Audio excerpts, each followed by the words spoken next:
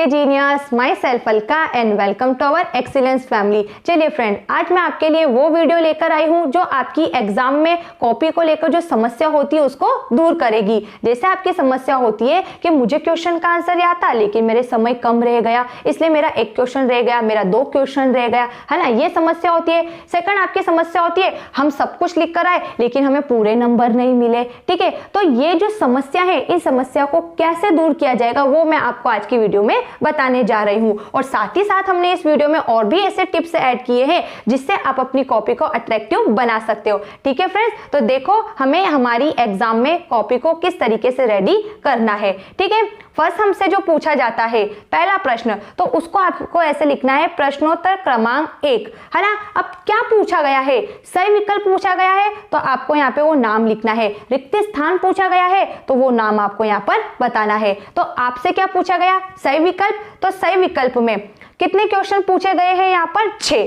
तो जैसे सही विकल्प में क्या होता है, एक क्वेश्चन के हमें 4 ऑप्शन मिलते हैं, तो चारों ऑप्शन में से जो ऑप्शन सही होता है उस ऑप्शन का आपको यहाँ भी नाम लिखना है। तो सही विकल्प आप इस तरीके से प्रेजेंट कर सकते हो कि पहले का ब वाला सही है, दूसरे का भी ब वाला सही है, फिर तीसरे का द, चौथे का द, पांचवे का ब और छठे का द। तो कुछ इस तरीके से आप क्या कर सकते हो, ऑब्जेक्टिव को लिख सकते हो। ठीक है, फर्स्ट तो हो जाता है सही विकल्प और ये आपको एकदम सेंटर में ही लिखना है। ये हमारी कॉपी होती है, यहाँ अंदर आपको जैसे यहाँ इस साइड आपको नंबरिंग नहीं करना, यहाँ कॉपी चेक करना नंबर देता है। जैसे 6 राइट है तो वो 6 नंबर यहाँ पर देता है, इसलिए आपको इस लाइन के अंदर कुछ भी नहीं लिखना है। आपको सारा इधर से स्टार्ट करना है या फिर आप सेंटर से लिखोगे, लेकिन कॉपी को अट्रैक्टिव बनाना है इसलिए मैंने यहाँ पर सेंटर में लिखा है। ठीक है, सेकंड हमारा क्वेश्चन है रिक्त स्थान। ठीक है, अब रिक्त स्थान क्या होता है, हमेशा अंडरलाइन करनी होती है। ठीक है, तो रिक्त स्थान देखो यहाँ पर मैंने जो सब लिखे हैं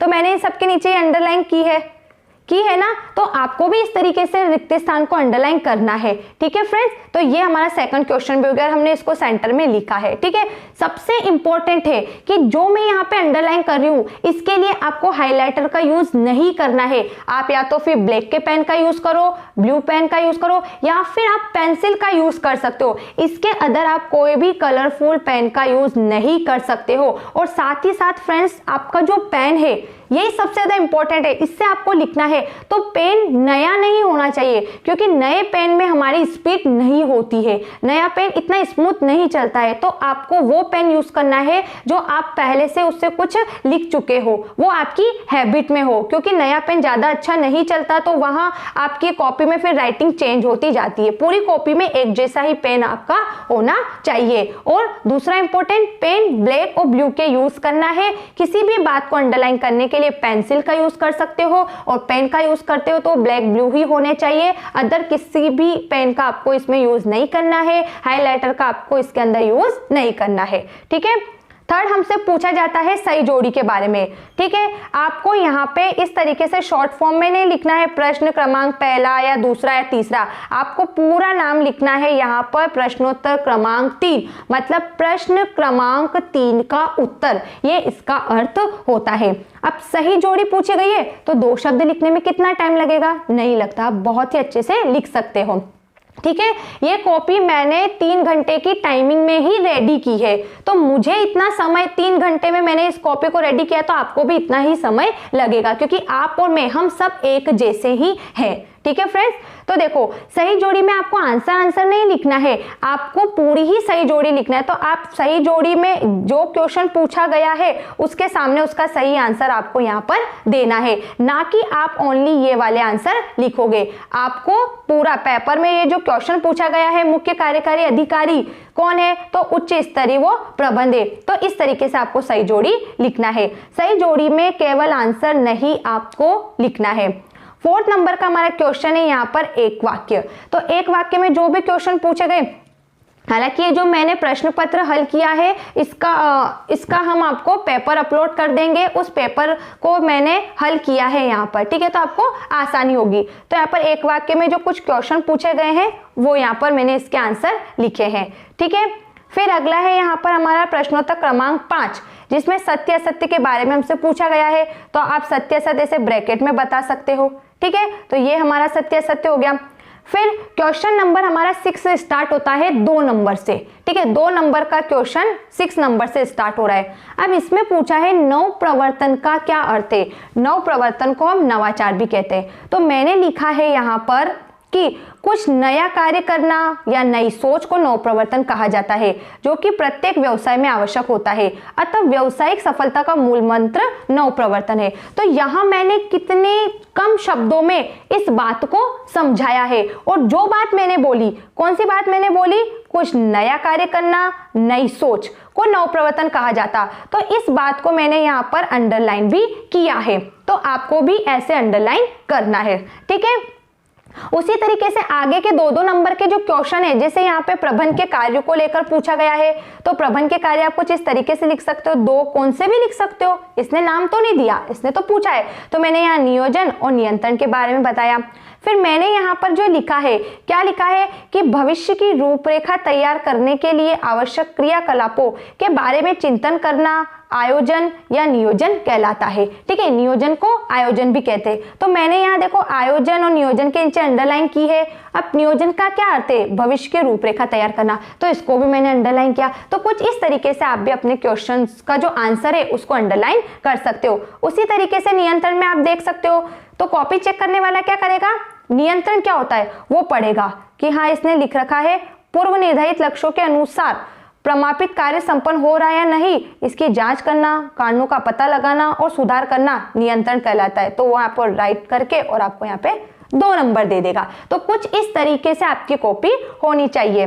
तो फ्रेंड्स देखो, आप 2-2 नंबर के यहाँ पे क्वेश्चन देख रहे हो। जैसे मैंने एक लिखा है उदारीकरण का अर्थ है, व्यावसायिक पर्यावरण का अर्थ है। तो इन सब क्वेश्चन में आप देखो कि मैंने यहाँ पे जो मेन बातें हैं उन सबको मैंने अंडरलाइन करी है, ठीक है। ये देखो, तो आपको भी इस तरीके से अपना जो क्वेश्चन है उसका जो आंसर है उसमें जो मोस्ट इंपॉर्टेंट बात है उसको अंडरलाइन करना है, क्योंकि अंडरलाइन करने से कॉपी चेक करने वाले का पूरा ध्यान उस मेन पॉइंट पे जाता है। वो आपकी पूरी डिटेल नहीं पढ़ता आंसर की, वो आपकी जो मेन हाईलाइट किए हुए शब्द है उन पे ज्यादा फोकस करता है, ठीक है। तो ये कॉपी चेक करने वाले को इंप्रेस करने का तरीका भी होता है, क्योंकि कभी कभी क्या होता है कि आप किसी के लिए काम आसान कर देते हो तो उसको खुशी होती है। तो कॉपी चेक करने वाले के लिए आप भी अच्छा खुशी का काम कर देना कि मेन पॉइंट को अंडरलाइन कर देना, ठीक है। देखो 9 नंबर का क्वेश्चन, 10 नंबर का क्वेश्चन जिसमें नियोजन के 2 उद्देश्य दिए हैं, तो इस तरीके से आप लिख सकते हो। जैसे मैंने यहाँ पर लिखा है, नियोजन संगठन की विविध क्रियाओं में एकात्मकता लाता है। तो ये देखो किसमें एकात्मक लाता, विविध क्रियाओं में। फिर नियोजन का मूलभूत उद्देश्य उपक्रम की कुशलता में वृद्धि करना, तो इसको मैंने अंडरलाइन किया। इसी तरीके से क्वेश्चन 11 भी है और क्वेश्चन 12 भी है, ठीक है। क्वेश्चन 11 अधिकार अंतरण के अर्थ के बारे में, जिसमें बताया गया है अधीनस्थों को निश्चित सीमा के अंदर कार्य करने के अधिकार देना, है ना। क्या है अधिकार अंतरण, और इसकी आवश्यकता कब होती है, जब संस्था में कार्यभार अधिक होता है। तो कुछ इस तरीके से आपको आंसर लिखना है। क्वेश्चन 12 भी ऐसा है, क्वेश्चन नंबर 13 भी इस तरीके से है, ठीक है, और 14, ठीक है। तो ये जो क्वेश्चन नंबर अपन कहाँ से लेंगे, क्वेश्चन नंबर 5 से लेके जो आपके क्वेश्चन नंबर 15 तक 2-2 नंबर के क्वेश्चन है। तो यहाँ आपके 15 पे 2 नंबर के क्वेश्चन फिनिश हो रहे हैं, ठीक है। अब हम यहाँ पर बात करेंगे 3 नंबर के क्वेश्चंस की, ठीक है। 3 नंबर के क्वेश्चन में यहाँ हमसे पूछ लिया गया है कि वित्तीय तथा गैर वित्तीय अभिप्रेरणा को बताइए। तो वित्तीय अभिप्रेरणा को हम मौद्रिक अभिप्रेरणा भी बोलते हैं और गैर वित्तीय को हम अमौद्रिक अभिप्रेरणा भी बोलते हैं।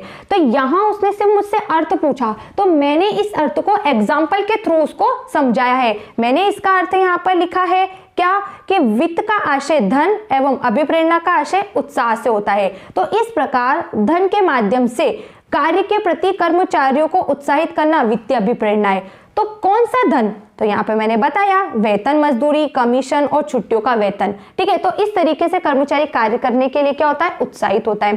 सेकंड मैंने गैर वित्तीय अभिप्रेरणा बताई, क्या बताया कि वित्तीय अभिप्रेरणा के विपरीत गैर अभिप्रेरणा होती है, मतलब कर्मचारियों का उत्साह बिना वित्त के बढ़ाया जाता है।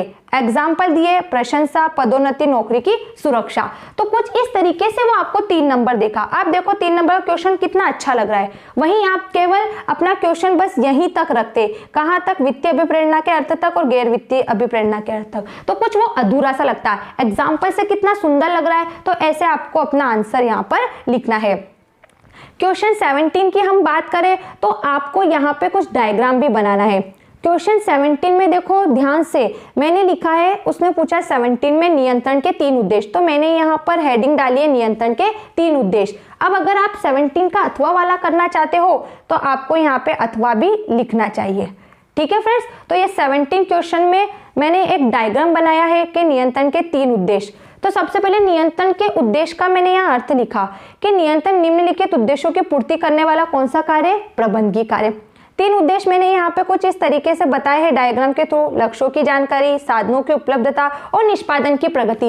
ये डायग्राम भी आप ब्लैक के पेन से ही बनाओगे और इसकी आपको प्रैक्टिस करना है। केवल इस कॉपी को देखना नहीं है कि कॉपी को हमने देख लिया और एग्जाम में जाके डायग्राम बना दूंगा। 3 नंबर में आप कौन सा डायग्राम बनाओगे ये आपको घर पर ही डिसाइड करना है, क्योंकि एग्जाम में आप कंफ्यूज हो जाते हो कि यार ये वाला बनाऊं कि ये वाला बनाऊं, सोचने में आपका समय निकल गया है ना। और साथ ही साथ आप ये भी देखते जाओ कि किस क्वेश्चन में कितने नंबर का जो पूछा जा रहा है, मैंने कितनी वर्डिंग का यूज इसमें किया है, क्योंकि हमारी वीडियो वर्डिंग को लेकर ही है कि हमारा समय कैसे हमको बचाना है, कैसे जितना समय दिया उतने समय में पूरा पेपर हमें हल करना है। तो कुछ इस तरीके से मैंने लिखा है 3 नंबर के क्वेश्चन को डायग्राम के तो तीनों पॉइंट लिखे हैं और ये मैंने यहाँ पे लिख दिया, लक्ष्यों की जानकारी, साधनों की उपलब्धता और निष्पादन की प्रगति। तो आप मेरा एक तरीका देखो, मैंने कहाँ से स्टार्ट किया, ये देखो हेडिंग के बाद से। बहुत से क्या करते हैं यहाँ से लिखते हैं फिर यहाँ से स्टार्ट कर देते हैं, सबका अपना अपना तरीका होता है। बट यहाँ कॉपी की बात चल रही है तो देखो ये 3 नंबर के क्वेश्चन को अगर आप इस तरीके से देखो तो कितना सुंदर ये लग रहा है, एक पेज पे एक आंसर आ रहा है। और जब 2-2 नंबर के क्वेश्चन तो आप एक के नीचे एक लिख सकते हो, लेकिन जब 3 नंबर का क्वेश्चन आता है तो एक पेज पर एक ही आंसर होना चाहिए। आप अगला 3 नंबर का क्वेश्चन नेक्स्ट पेज से स्टार्ट करेंगे। ठीक है फ्रेंड्स, देखो क्वेश्चन 18 की बात की जाए तो यहाँ पर नियोजन का महत्व पूछा है। ठीक है, 18 में नियोजन का महत्व पूछा है। जो भी क्वेश्चन का आप आंसर लिखना चाहते हो उसकी हेडिंग डालना आपको जरूरी है। अब नियोजन का महत्व पूछा तो क्या मैंने डायरेक्ट ही नियोजन के महत्व के पॉइंट स्टार्ट कर दिए, क्या नहीं किए। मैंने सबसे पहले नियोजन का महत्व क्या होता तो वो अर्थ बताया है। तो मैंने देखो यहाँ पे नियोजन का वित्तीय नियोजन का अर्थ लिखा, फिर मैंने इसके महत्व के बारे में यहाँ पे 3 पॉइंट लिखे हैं। तो आपको भी इस तरीके से लिखना है और मेन जो बातें हैं उनको अंडरलाइन करना है, जैसे मैंने यहाँ पर ये कर रखे ना, ये देखो अनुमान लगाना, अति पूंजीकरण, कम पूंजीकरण, ये इस तरीके से भी आप ये सभी को अंडरलाइन करेंगे। ठीक है, फिर है यहाँ पे प्रश्नोत्तर क्रमांक, यहाँ पे 19 मतलब 19 प्रश्नोत्तर क्रमांक, प्रश्न 19 का उत्तर। इसमें हमसे मुद्रा बाजार व पूंजी बाजार के अंतर में पूछा। जब 3 नंबर में पूछा जाए तो जरूरी नहीं है कि आप केवल 3 ही पॉइंट लिखो, आप 4 भी लिख सकते हो। क्यों 4 लिखोगे, क्योंकि आप 3 नंबर के क्वेश्चन में पूंजी बाजार और मुद्रा बाजार का अर्थ नहीं बताओगे। ठीक है, आप पूंजी बाजार और मुद्रा बाजार का अलग से अर्थ 4 नंबर के क्वेश्चन में बताओगे। इस क्वेश्चन के बाद जब 4 नंबर क्वेश्चन आएंगे उसमें आप मेरी बात को समझोगे। अर्थ का मतलब है कि जब डिफरेंट बताते हो तो ये जो कॉलम है इस कॉलम के अंदर आप अर्थ बता सकते हो। मैं इन पॉइंट्स के अलावा ऊपर स्टार्टिंग में पहले अर्थ बताना और फिर अंतर क्रिएट करने की बात कर रही हूँ कि पहले पूंजी बाजार मुद्रा बाजार का अर्थ बताओ, फिर इसमें अंतर के अलग पॉइंट लिखो। ऐसा सिस्टम या इस तरीके का काम आपको 4 नंबर के क्वेश्चन में करना है। 3 नंबर में ओनली आपको ब्लॉक बना के पॉइंट्स लिखना है। 3 की जगह आप 4 भी लिख सकते हो। तो कुछ पॉइंट्स मैंने लिखे हैं और जहां जो इंपॉर्टेंट था उसको मैंने देखो इस तरीके से अंडरलाइन किया, तो आप भी इस तरीके से करोगे। ठीक है, प्रश्नोत्तर क्रमांक 20, यहां से 4 नंबर का क्वेश्चन रेडी होता है। तो देखो कौन सा क्वेश्चन लिख रही हूं मैं इसमें, हेनरी फ्योल के प्रबंध की सिद्धांत वाला। तो हेनरी फ्योल के बारे में मैंने लिखा है कि हेनरी फ्योल फ्रांस के खनन इंजीनियर तथा प्रबंध सिद्धांतकार है। उन्होंने व्यवसाय प्रशासन के 14 सामान्य सिद्धांतों को विकसित किया जो इस प्रकार है। तो 14 सिद्धांत में से मैंने उनके कौन से भी 4 सिद्धांत यहाँ पर लिख दिए और एक बहुत ही सुंदर सा डायग्राम बनाया है, बहुत ही सरल, ताकि आप भी उसे बना सकते हो। और इस तरीके से मैंने उनके 4 सिद्धांतों के बारे में यहाँ समझा दिया और जो बातें इंपॉर्टेंट थी उसको मैंने यहाँ पर अंडरलाइन कर रखा है। उसी तरीके से आपको भी करना है। देखो 4 ही सिद्धांत के बारे में लिखा और 4 नंबर के क्वेश्चन में सबसे ज्यादा इंपॉर्टेंट है निष्कर्ष लिखना। निष्कर्ष, कोई भी स्टोरी आप पढ़ते हो, कोई भी कहानी पढ़ते हो तो उस कहानी से आपको क्या शिक्षा मिलती है, वो कहानी आपको क्या मैसेज देती है। ठीक है, तो वो हम पढ़ते हैं ना, तो उसी तरीके से आपने जो 4 नंबर के क्वेश्चन में जो 4 पॉइंट लिखे हैं तो इसका सारांश क्या है वो हमें बताना है। तो जैसे ये हेनरी फ्योल के सिद्धांत है तो इसका सारांश मैंने लिखा कि उपरोक्त सिद्धांत के माध्यम से हेनरी फ्योल ने समझाया है कि प्रबंध का क्या कार्य है, इसे पूरा करने के लिए किन सिद्धांतों का पालन किया जाए। ठीक है फ्रेंड्स, तो ये 4 नंबर के क्वेश्चन देखो, मैं अंतर की बात आपको कह रही थी कि जब 3 नंबर में पूछा जाए तो डायरेक्ट आपको एक ब्लॉक बना के अपने ये डिफरेंस वाले पॉइंट्स बताना है, और जब 4 नंबर में पूछा जाएगा तो सबसे पहले आपको, जैसे इसमें उद्देश्य और नीति का अंतर पूछा है, उद्देश्य का अर्थ बताना है, नीति का अर्थ बताना है, और फिर अंतर बताना है कि उपयुक्त दोनों का अर्थ जानने के बाद हम दोनों में अंतर बता सकते हैं। तो ऐसे आप अंतर के कुछ पॉइंट बता सकते हो। ठीक है, फिर अगला क्वेश्चन है इसका यहाँ पर भर्ती के बाह्य स्रोत। क्वेश्चन नंबर कौन सा है यहाँ पर? 22। अब मैं अथवा वाला लिख रही हूँ तो यहाँ मैंने अथवा लिखा। इसमें पूछा है भर्ती के 4 बाह्य स्रोत, मतलब भर्ती की जाती है तो बाहरी संस्थाएं जो होती है वहां से हम भर्ती कैसे करें कर्मचारियों की। तो सबसे पहले ये बताओ ना कि भर्ती होती क्या है। तो यहाँ पर मैंने क्या लिखा है? भर्ती का अर्थ लिखा कि योग्य व्यक्तियों की खोज करना और उन्हें रिक्त पदों की जानकारी देकर आवेदन करने के लिए प्रोत्साहित करने की प्रक्रिया को भर्ती कहते हैं। अर्थ बता दिया, तो अब भर्ती के बाह्य स्रोत के बारे में बता दो कि भर्ती के बाह्य स्रोत कौन कौन से? विज्ञापन, रोजगार कार्यालय, कैंपस साक्षात्कार और प्लेसमेंट एजेंसियां। चित्र मैंने उसी बेस पे तैयार किए हैं जिससे आपको आसानी लगे बनाने में। आपको देखते हो मैंने ये सारे चित्र बनाए हैं, और जरूरी नहीं है मैंने जो बनाया आप भी वो बनाओ, आप कुछ और चित्र भी इसमें रेडी कर सकते हो। ये सब बनाए इसलिए गए हैं फ्रेंड्स क्योंकि इससे आपकी कॉपी अट्रैक्टिव लगे। अब सामने वालों को भर्ती के 4 बाह्य स्रोत चाहिए, आपने स्टार्टिंग में बता दिया विज्ञापन, रोजगार कार्यालय, कैंपस साक्षात्कार और प्लेसमेंट एजेंसियां, तो उसको यहाँ कंफर्म हो गया कैसे स्रोतों के बारे में पता है, मतलब इनकी डिटेल या इसका अर्थ भी उसे याद है। तो इन सब बातों को बताने के लिए अंडरलाइन की जाती है, चित्र बनाए जाते हैं। ठीक है, तो इस तरीके से हमारा क्वेश्चन यहाँ पे कंप्लीट हो रहा है। एंड लास्ट क्वेश्चन, जैसे प्रश्नोत्तर क्रमांक 23, एक अच्छे ब्रांड की विशेषता। जो भी आप क्वेश्चन लिखोगे, ठीक है, 2 नंबर में किस तरीके से हेडिंग डालनी वो हमने पढ़ी, 3 नंबर में कैसे डालनी वो हमने पढ़ी, और 4 नंबर में जो भी आप क्वेश्चन लिख रहे हो, चाहे अथवा वाला लिखो, उस क्वेश्चन के आपको हेडिंग डालना है और निष्कर्ष बोलना नहीं है, निष्कर्ष आपको लिखना ही है। निष्कर्ष आपको 1 नंबर दिलाता है। ठीक है, तो यहाँ पे ब्रांड की विशेषता का कुछ इस तरीके से चित्र बना सकते हो आप। ठीक है, चित्र का बहुत ही अच्छे से ध्यान रखना है, देखने में बहुत अच्छा लग रहा है। ठीक है, लेकिन जब इसको बनाओगे ना तब आपका थोड़ा डिसमिस होगा, इसलिए देखो किस तरीके से वो बन रहा है। तो यहाँ पे ब्रांड के बारे में पूछा था तो मैंने पहला बताया है साधारण एवं संक्षिप्त, ये इसमें विशेषता होनी चाहिए। ठीक है, तो यहाँ पे मैंने कुछ ब्रांड के यहाँ पे नाम भी लिखे हैं, तो आप भी ऐसे एग्जाम्पल दे सकते हो। ये सब कुछ यूनिक बातें होती है। सरल उच्चारण, ठीक है, सरल उच्चारण का मतलब क्या है कि बच्चे, बूढ़े, युवा, शिक्षित सभी व्यक्ति उस ब्रांड जो एक नाम होता है उसको पढ़ सके। आकर्षित करने वाला, ग्राहकों को अपनी ओर आकर्षित करे। मितव्ययी होना चाहिए, मतलब कम खर्चीला होना चाहिए। एंड लास्ट में मैंने इसमें क्या लिखा? निष्कर्ष कि इस प्रकार एक अच्छा ब्रांड कंपनी और ग्राहक के बीच सहानुभूति बनाता है, ब्रांड को प्रोत्साहन का स्रोत भी कहते हैं। तो ये हमारी कॉपी हो गई। ठीक है, तो ये कॉपी 3 घंटे के अंदर ही रेडी की गई है। तो आप भी कोशिश करेंगे नहीं, आप भी इसी तरीके से अपनी कॉपी को लिखोगे और पूरे में से पूरे नंबर लेकर आओगे। एक्सीलेंस फैमिली आप सभी के उज्जवल भविष्य की कामना करती है। आप सभी अच्छे से पढ़े, अच्छे से लिखे और अपने माता पिता का नाम रोशन करें। Thanks for watching this video. Best of luck. Bye bye.